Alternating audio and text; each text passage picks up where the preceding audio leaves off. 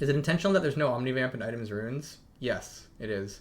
The team made the deliberate decision to remove Omnivamp over time from the game, and I think one of the reasons is that Omnivamp is a lot more, how to say it? It is a lot weird. Its scaling is off.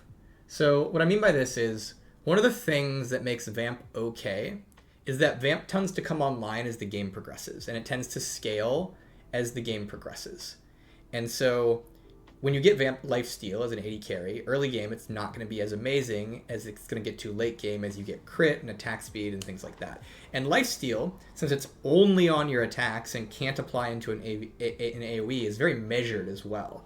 Your attacks are going to scale smoothly throughout the game, and your lifesteal is going to scale smoothly, and there's not a lot of things you can do to abuse it, unless you're a specific character. Like, obviously, there's some characters, like I believe Samira has some things on her ultimate that makes lifesteal go crazy. There's a couple characters that can abuse lifesteal, and that's kind of intended, but the average character in League of Legends, like, just moves lifesteal up a curve, right?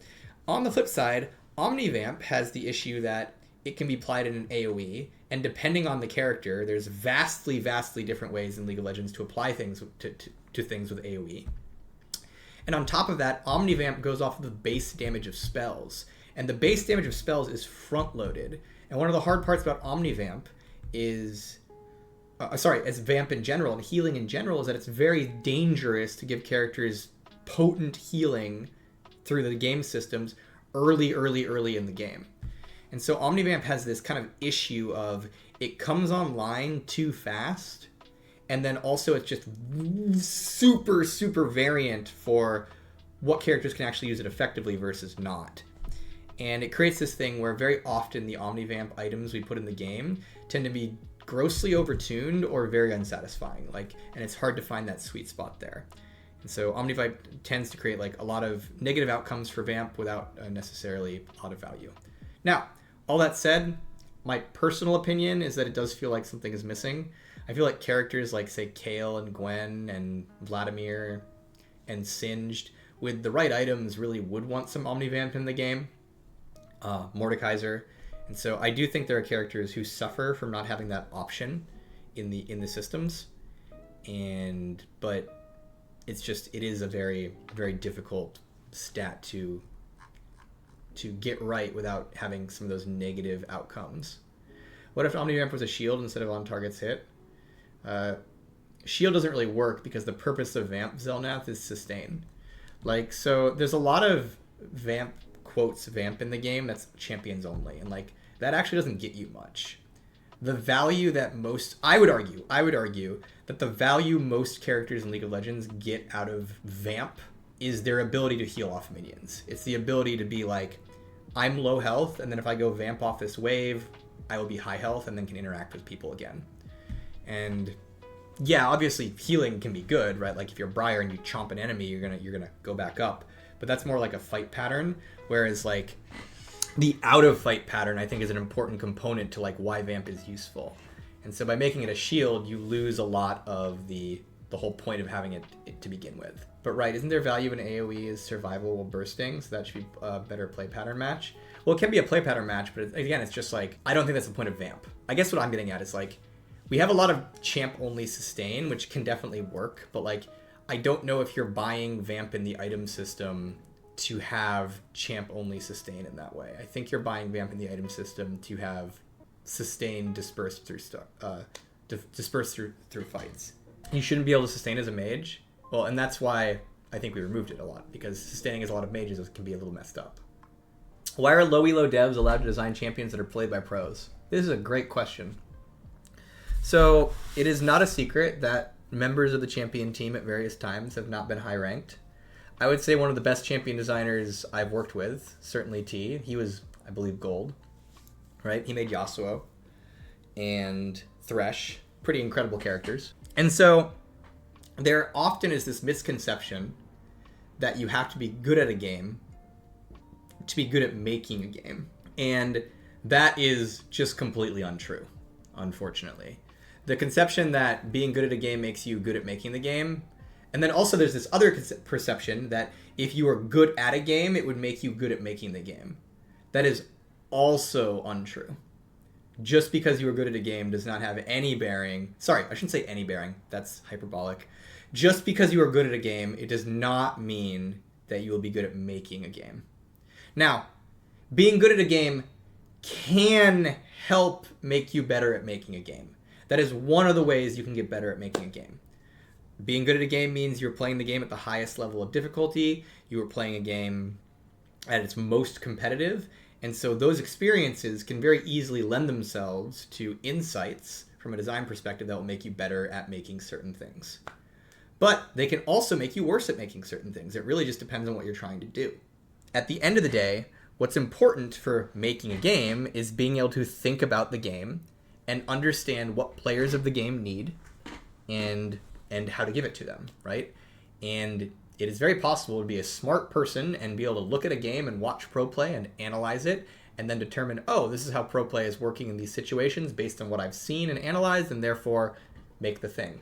Also, it's very possible to talk to other people to make up for your shortcomings. As an example, if I do not understand what's going on in Challenger, I know a couple Challenger people who I work with who I can go ask about it, right? And it turns out that after asking about it, I don't necessarily need to be Challenger to understand those concepts. A risk of being very, very good at a game is you can actually get into a situation where you are ignoring a lot of your player base because you don't understand their perspective. One of the ones I often reference for myself is because I'm a diamond level player, in most metas I rarely see misfortune. So when I was earlier in my design career, for a while I was like, wow, misfortune is so unpopular. No one likes her. We should rework her. That was just kind of a concept I had. It was like, this doesn't make any sense. She clearly is a cool looking character who people should like, but no one plays her ever. She's clearly very, very unpopular. Probably needs a rework. That was my conclusion. And the reason I got to that conclusion was because I play League of Legends in an MMR where no one plays Misfortune.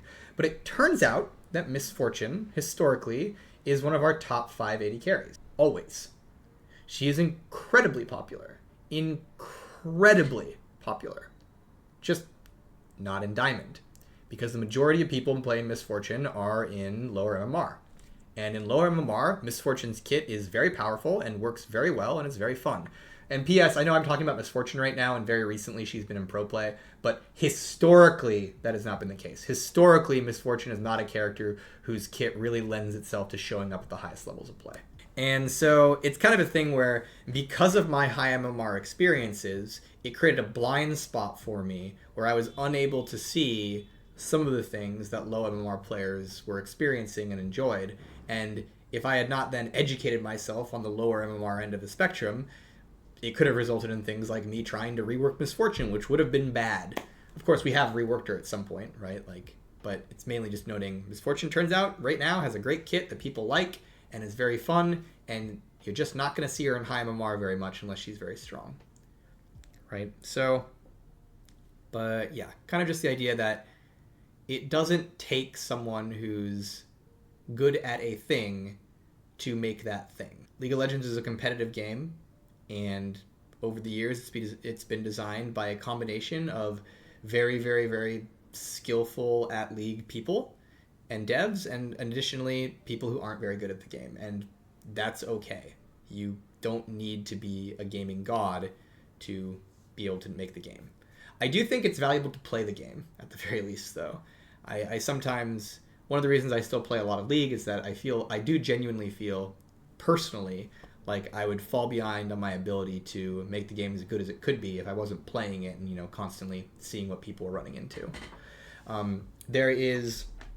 I talked to developers from HOYO at one point, the folks who make Genshin, and one of the things they talked about that I thought was very, very cool and, kind of obvious once you say it, is they were like, we make sure that we're always hiring some younger people, because even if they're not god tier at making the game or being game devs because they're younger and they're newer, they are the people who are playing our games, and so they're going to have insights into the game that a lot of older folks might not, because they're the younger generation who is the people who are very often the core group of people who are playing your game. So I think that can be very important to think about. But yeah, so don't need to be good at the game to make the game. An example of this for me in terms of it is I I'd say some of my better characters have been my AD carries, I would argue. My JINX, JHIN, Senna. I know a lot of people are going to flame Senna, but I think she turned out pretty well. And, you know, ZERI's special. But I'd say overall, I'm very proud of the AD carries I've made. I think they've turned out pretty well. And I'm terrible at AD carry. Absolute garbage at AD carry. My worst role by far. I cannot play that role to save my life. And so even though I'm a diamond level support, I would not consider myself even close to that level on ADC. But it just turns out that I've been able to rely on a number of coworkers who really do like AD carries. And so as a designer, when I have something that I don't understand or I don't think is going to work, and I can't rely on my own intuition to fix it, I go find someone to ask about it. So when I was making JHIN as an example, there was another designer who worked at Riot, Rex, and he was an AD carry main. He only played AD carries, and he loved AD carries. And so whenever I was having a problem with JHIN and feeling like something was off, but I couldn't put my finger on it, I go talk to Rex, and I have Rex play taste my character, and I'd say, hey dude, you love AD carries, you know how they should feel in these situations, what's missing here? And he would give me very, very good feedback, and I'd be able to implement that. And so if you do have something you're missing in your head as a dev, if you do have something that's just not, if you're missing some information, you should also you could talk to people, you could ask people about it. What kind of game genre would you love to build next? I love the survivor genre right now. I liked making Swarm, and I think that's a pretty cool game genre, honestly. I think the survivor genre is very untapped for potential, quite honestly. I think there's a lot of cool stuff you could do in a survivor game. So that's my answer, I suppose.